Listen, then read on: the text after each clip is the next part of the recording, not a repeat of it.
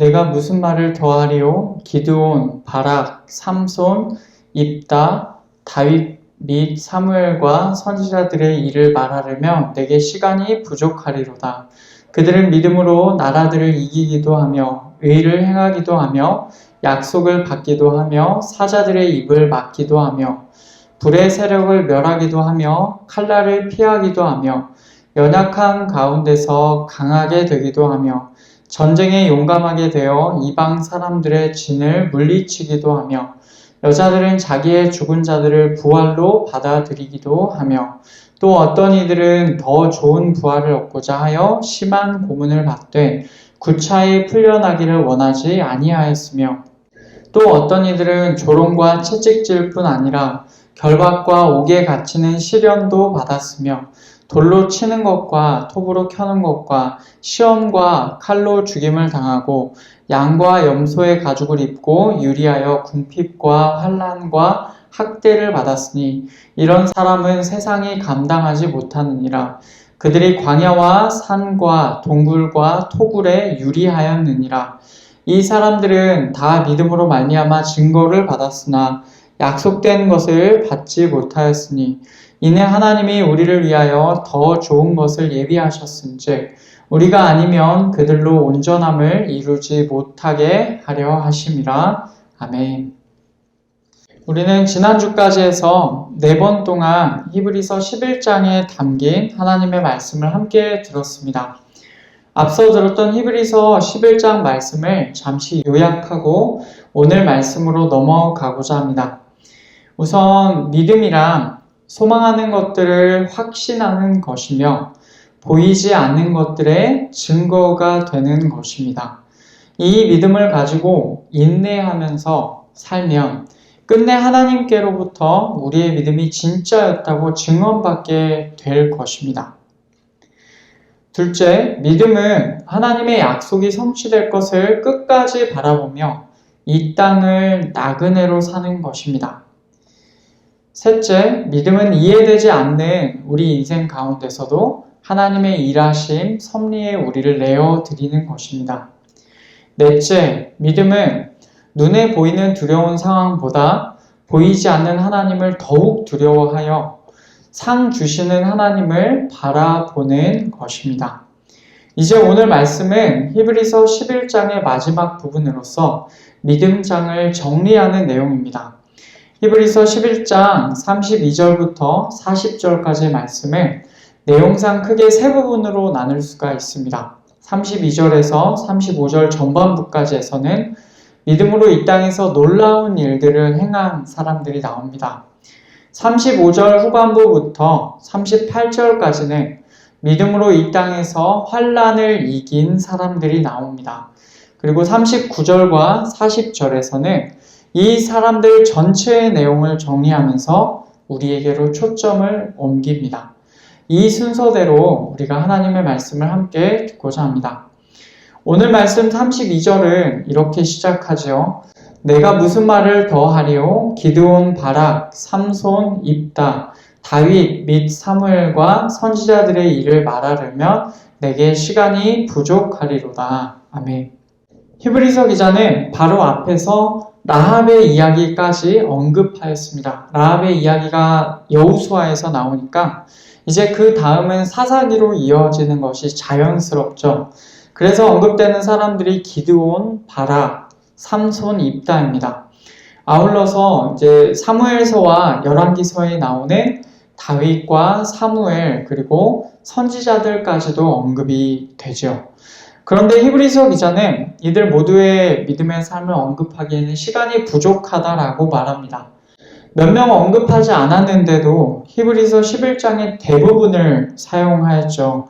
그러니까 만약 믿음의 조상들을 한 명 한 명 다 언급한다면 정말로 많은 시간과 지면이 필요할 것입니다.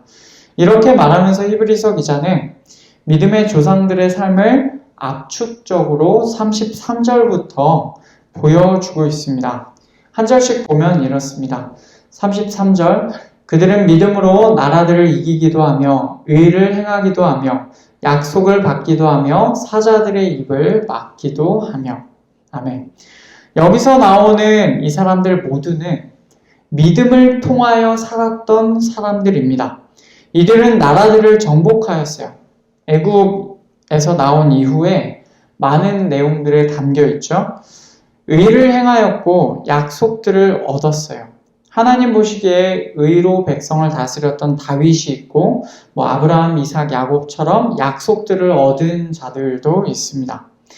그리고 사자들의 입을 막기도 하였습니다. 이것은 아마도 사자굴에 있었던 다윗에게 일어난 일로 보입니다.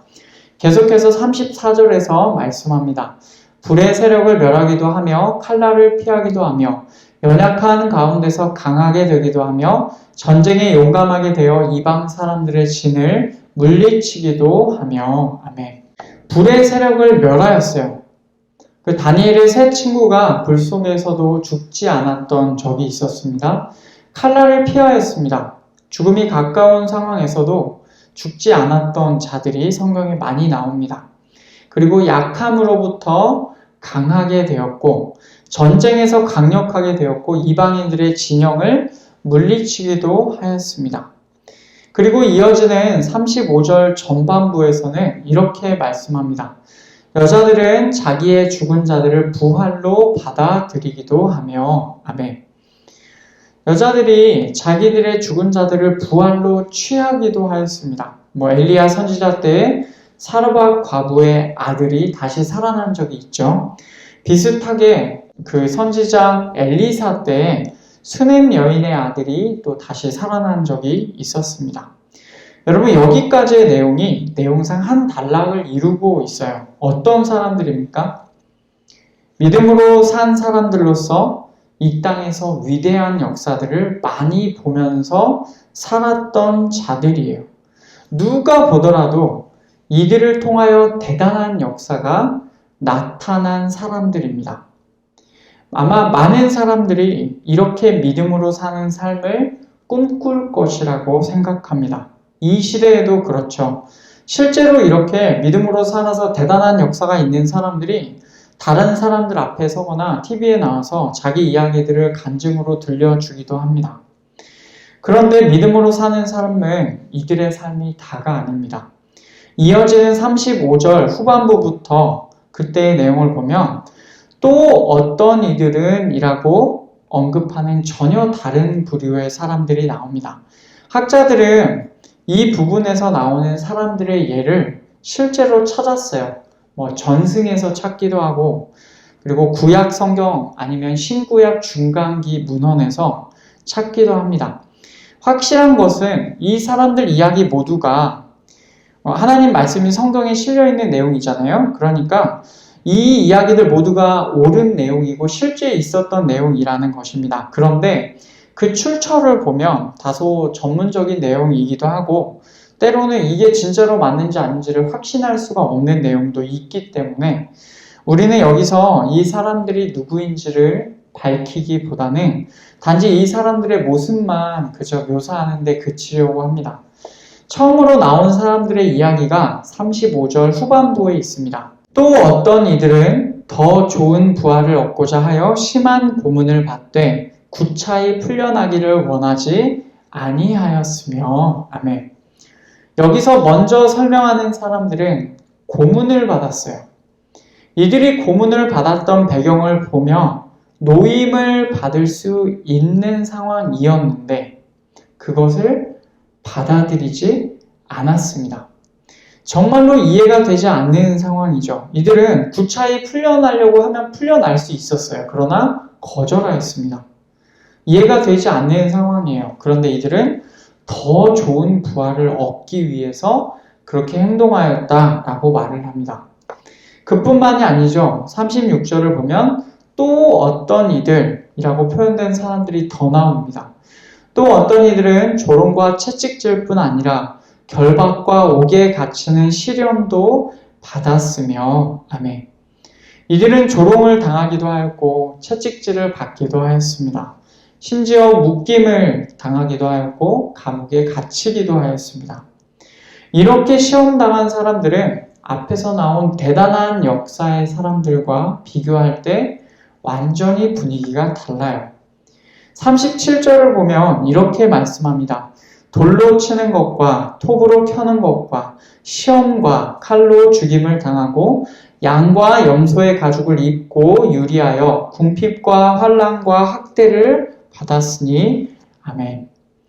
돌에 맞았고 톱으로 켬을 당하였습니다. 톱으로 썰렸다라는 표현이에요. 칼로 죽임을 당하였고 양과 염소의 가죽으로 옷 입고 유리하였습니다.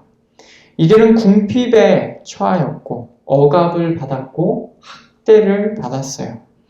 붙어있는 이어지는 38절의 말씀을 보면 이들의 모습을 더 설명합니다. 이런 사람은 세상이 감당하지 못하느니라 그들이 광야와 산과 동굴과 토굴에 유리하였느니라. 아멘. 세상에서 힘들게 살았던 이 사람들은 광야와 산과 동굴과 토굴에 헤매면서 살았다라고 그렇게 말씀에서 말하고 있죠. 여러분, 여기까지의 내용은 내용상 또 다른 단락을 이루고 있습니다. 이들은 이 세상에서 대단한 역사를 보았다라고 말하기보다는 힘들고 괴로운 인생을 산 사람들입니다. 적절하지 않은 표현일지도 모르겠지만 간단하게 표현하면 이 세상에서 비참한 삶을 산 사람들입니다. 이런 모습들을 보면서 어떤 사람들은 충분히 이렇게 질문할 수가 있어요. 이 사람들이 뭘 잘못한 것 아니냐? 하나님 앞에서 죄를 지었기 때문에 그런 거 아니냐? 그런데 히브리서 기자는 38절 앞부분에 나오는 내용으로 이 생각들의 답을 줍니다. 이런 사람은 세상이 감당하지 못하느니라. 아멘. 이런 사람은 세상이 감당하지 못하느니라. 직역하자면 그들에게 그 세상은 가치가 있지 않았다라는 표현입니다. 이 말은 세상이 그들을 감당할 수가 없고 세상이 그들의 가치보다 훨씬 떨어진다, 덜하다 라는 의미입니다. 즉 히브리서 기자는 이들의 삶이 형벌로서의 삶이 아니다 라는 것을 설명하고 있어요. 그리고 계속해서 지금 이 내용이 믿음으로 산 사람들의 이야기를 계속해 나오는 중에 언급되었기 때문에 이렇게 비참하게 산 사람들 역시도 믿음으로 살았고 형벌을 받은 사람이 아니다 라는 사실을 분명하게 보여주고 있습니다. 여러분, 그렇게 보면요, 믿음으로 이 땅에서 산 사람들은 이제 극적인 경우에 있어서 두 부류로 나눌 수가 있습니다. 이 땅에서 믿음으로 살아 대단한 역사를 보고 위대한 일을 경험한 자들이 있습니다. 그리고 이 땅에서 비참하게 산 것처럼 보이며 힘들고 어렵게 이 땅을 산 자들이 있어요. 이렇게만 보면 이 둘은 완전히 달라 보입니다. 결과가 완전히 다른 것 같아요. 그런데 사실 이 두 부류는 같은 상황에 놓여 있던 자들이었습니다. 대단한 역사를 보인 자들이 그 위대한 결과를 얻기까지 어떤 일에 처해야 했습니까? 예를 들면 불의 능력을 멸하기 위해서는 불에 던져지는 상황이 있어야 했습니다. 사자들의 입을 막기 위해서는 사자들이 있는 곳에 처하게 되는 상황이 있어야 했어요. 마찬가지로 이 땅에서 고난받은 사람들 역시도 그런 상황에 처하였습니다. 돌에 맞게 되는 상황이 있었고 톱으로 썰리는 상황이 있었습니다. 그렇게 믿음으로 인하여 엄청난 어려움에 처하였다는 점에서 이 두 부류는 같은 상황에 놓여 있었던 것입니다. 그러나 이 둘의 차이라고 한다면 그 결과가 달랐죠. 어떤 사람들은 그렇게 믿음을 보인 상황에서 대단한 결과를 얻었습니다. 또 다른 사람들은 그 상황에서 비참하게 보이는 결과를 당하게 되었습니다. 아마도 많은 사람들은 아예 환난이 없고 평온한 제3의 길을 소망할 것입니다. 그러나 우리는 히브리서 11장에 들어오기 전에 이미 예수 그리스도를 믿는 삶과 고난의 삶은 분리되는 것이 아니다 라고 들었죠. 그러니 이것을 이해하는 성도라고 한다면 고난받는 삶에 관하여서 이미 마음의 준비를 하고 있을 것입니다. 그러면 실제로 환난과 어려움이 우리의 삶에 닥치게 된다면 우리의 반응은 어떻겠습니까? 아마도 전자와 같은 삶, 어려움을 극복하고 위대한 역사를 이루는, 위대한 역사가 이루어지는 그런 삶을 더 선호할 것입니다. 하지만 생각해 보십시오. 앞서 말한 대로 후자의 삶, 비참한 삶을 산 사람들이 믿음으로 살지 않은 것이 아니에요. 여기서 말하는 모두가 믿음으로 산 사람들입니다.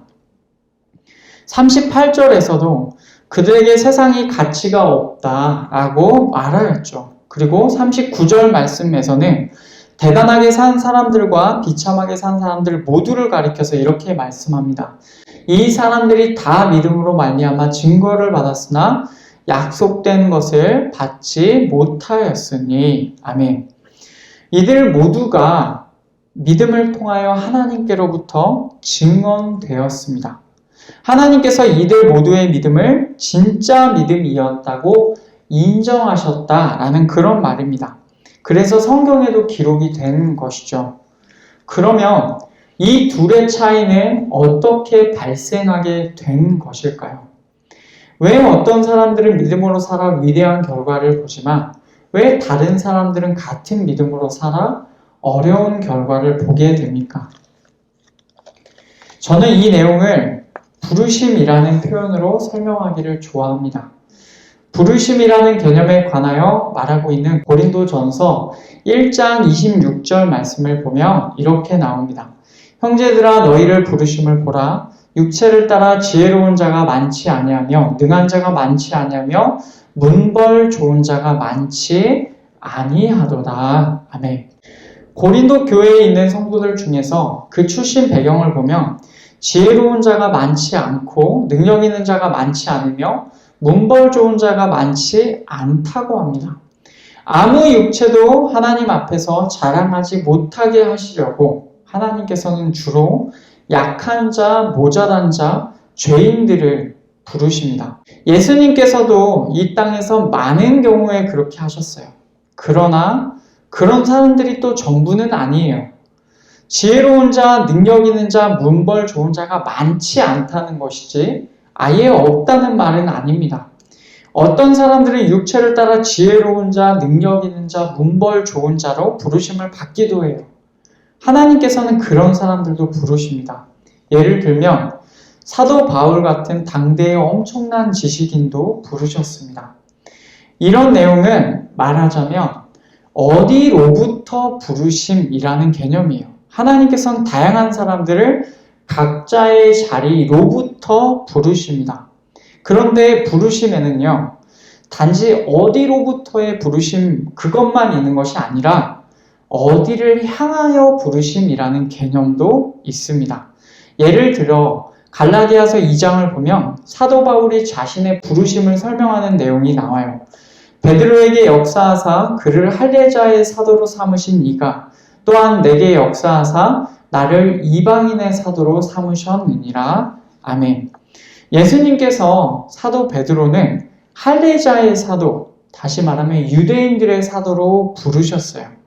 그러나 사도 바울에게는 이방인의 사도로 부르셨죠. 이처럼 하나님께서는 다양한 사람들을 당신의 목적에 맞는 장소로 혹은 당신의 목적에 맞는 장소를 향하여 부르십니다. 저는 부르심을 이 두 가지 개념으로 설명하였는데 어디로부터의 부르심이 있고 어디를 향하여 부르심이라는 개념이 있습니다. 저는 어디를 향하여 부르심이라는 이 개념으로 오늘 말씀을 보려 합니다.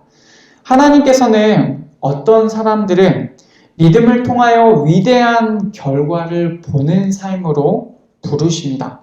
그런데 또 다른 사람들은 어렵고 비참한 상황 가운데서 끝까지 믿음을 지키며 이 땅의 삶을 마감하는 쪽으로 부르십니다. 하나님의 이 부르심에 있어서 우리는 하나님의 주권을 인정해야 합니다. 어떤 믿음의 사람에게는 칼로 죽임을 당하게도 하시지만 다른 믿음의 사람에게는 칼을 피하게도 하시는 것이죠. 이 모든 일이 다 하나님의 역사라는 사실은 분명합니다. 우리는 우리를 향한 하나님의 부르심이 우리의 영역이 아니며 하나님의 주권이라는 사실을 기억해야 합니다. 그러나 그렇게 이제 하나님의 주권이라고 말을 하면 이 내용들이 마무리가 되고 정리가 되죠. 더 이상 논하는 것이 의미가 없을 것입니다. 그러나 이런 중에서도 우리에게 큰 위로가 되는 말씀이 아직 남아 있습니다. 오늘 말씀 39절을 보면 이렇게 되어 있어요. 이 사람들은 다 믿음으로 말미암아 증거를 받았으나 약속된 것을 받지 못하였으니. 아멘. 믿음으로 살았던 자들 모두는 믿음을 통하여 증언되었어요. 그러나 그들은 아직 약속을 받지는 못하였습니다. 여러분, 이 말이 무엇입니까? 여기에서 말하는 약속은요, 믿음의 사람들 각자가 자신의 삶에서 받았던 각자의 약속이 아니라 모두에게 공통적으로 해당되는 한 가지의 약속을 의미합니다. 그 내용을 이어받아 40절에서는 이렇게 말씀합니다. 이는 하나님이 우리를 위하여 더 좋은 것을 예비하셨은즉 우리가 아니면 그들로 온전함을 이루지 못하게 하려 하심이라. 아멘. 하나님께서 우리에게는 더 좋은 어떤 것을 주셨다고 말씀을 하세요. 앞의 구절과 연결하여 생각해보면 우리가 받은 더 좋은 어떤 것은 바로 믿음으로 살았던 자들이 바라보았던 약속이에요. 그것을 우리에게는 주셨다는 겁니다. 그리고 우리가 그것을 받았다는 사실로 인하여 그들, 다시 말하면 믿음으로 살았던 자들 모두에게 온전함이 이루어진다라는 것이죠. 그것이 무엇입니까? 예수 그리스도입니다. 구약에서 믿음으로 살았던 모든 자들은 결국 이 땅에 오실 구원자 예수 그리스도를 바라보았습니다. 여러분, 이것은 오랜 약속이에요. 창세기 3장에서 이미 이 구원자의 약속이 주어져 있습니다. 창세기 3장 15절, 내가 너로 여자와 원수가 되게 하고 내 후손도 여자의 후손과 원수가 되게 하리니 여자의 후손은 내 머리를 상하게 할 것이요 너는 그의 발꿈치를 상하게 할 것이니라 하시고. 아멘. 이 내용은 원시복음이라고도 불립니다. 아담의 타락 직후에 하나님께서는 이미 여자의 후손이 사탄의 머리를 상하게 할 것이다 라고 말씀하셨어요. 다시 말하면 언젠가 구원자가 오시며 그분으로 인하여 모든 온전한 것이 함께 주어진다 라는 사실이죠. 이 사실이 그 믿음의 조상들 모두에게 공통된 약속으로 주어져 있었어요. 그러나 그들은 그 약속의 성취를 보지 못하고 이 땅을 떠났습니다. 그 약속은 이 히브리서를 받아보는 모든 자들에게는 이미 이루어진 약속이죠. 바로 이 부분에서요, 지금 우리가 옛날 믿음의 선배들보다 더 좋은 것을 받았다라고 말할 수가 있습니다. 그들이 그렇게도 믿음을 가지고 소망하던 것, 바라보던 것, 아직은 보이지도 않던 그것이 우리에게는 이미 확실하게 주어져 있는 것이에요. 여러분, 이 사실이 우리에게 힘이 됩니다. 설령 우리의 삶이 어떤 믿음의 선배들처럼 비참한 삶에 가깝다 할지라도 우리는 약속의 증거가 아니라 약속의 실체를 듣고 경험하여 아는 자들입니다. 정말 예수님을 바라볼 줄 알고 예수님으로 인하여서 힘을 얻을 수 있다면 설령 비참함에 가까운 삶을 살더라도 예수님을 바라보며 하나님의 나라가 임하심을 기다리며 인내할 줄 알아야 합니다. 예수님을 끝까지 믿으면서 우리를 부르신 하나님의 뜻을 저버리지 말아야 하는 것이죠. 말씀을 맺겠습니다. 히브리서 11장에서는 믿음을 이렇게 정리하였습니다. 믿음은 바라는 것들의 실상이요 보이지 않는 것들의 증거니 선진들이 이로써 증거를 얻었느니라. 아멘.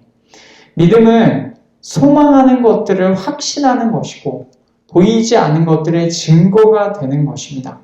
믿음의 조상들은 그 믿음 안에서 하나님께로부터 증언을 받고 인정을 받았습니다. 히브리서 기자는 이 11장에서 여러 가지 예들을 들면서 오늘 말씀에서 그 내용들을 정리하였어요. 어떤 사람들은 믿음으로 살아서 대단한 결과가 보이는 삶을 살기도 한다. 또 다른 사람들은 믿음으로 살아서 비참한 결과를 보이는 삶을 살기도 한다. 이 두 삶 모두가 하나님 안에 있는 삶인 것은 분명합니다. 다만 하나님의 부르심은 사람마다 다를 수 있죠. 우리의 삶이 어디로 부르심을 받았는지, 우리의 삶의 전체의 궤적이 어떠한지 어쩌면 우리는 평생 다 알지 못할 수도 있을 것입니다. 우리의 인생을 향한 하나님의 부르심에 그러나 우리는 어떻게 반응해야 합니까? 적극적으로 순종하고 그렇게 반응하는 믿음의 사람들이 되어야 될 줄 믿습니다. 우리가 그렇게 살아갈 때 한 가지 사실이 우리에게 큰 위안이 됩니다. 우리는 구약시대의 믿음의 선배들보다 훨씬 더 좋은 조건에 있습니다. 우리는 그들이 그토록 소망하고 기다렸던 구원자 예수 그리스도를 이미 아는 자들입니다.